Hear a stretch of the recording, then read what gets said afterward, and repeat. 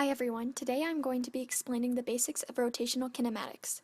The key aspects of rotational motion are torque, as we learned about in our previous video, and angular acceleration and angular velocity. The symbol for each of these are alpha and omega.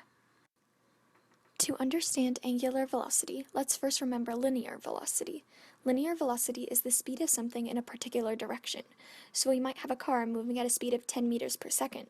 Angular velocity, also called rotational velocity, is the rate of change of the displacement of a rotating object.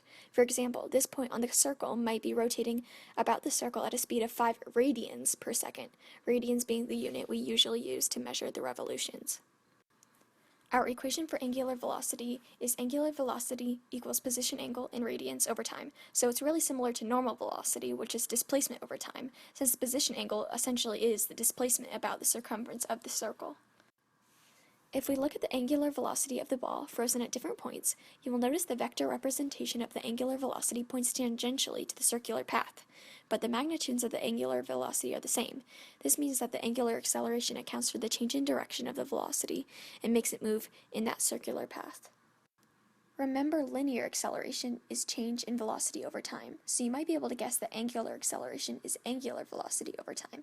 Again, they are very similar concepts, but these are representing motion around a circle instead of in lines. That's why it's called rotational kinematics compared to normal kinematics. To put these concepts into an example, we all know the moon orbits the Earth, and let's just pretend it was a perfectly circular orbit. It moves around the Earth like so because of its gravitational pull. If all of a sudden the gravitational pull stopped, and in turn the angular acceleration, then the moon would shoot outward because that is the direction of the angular speed, and the angular acceleration would no longer be there to create the curved orbit. Both of these concepts take a little bit to wrap your head around, but the best way to understand them is by comparing them to linear velocity and acceleration. Thanks for watching!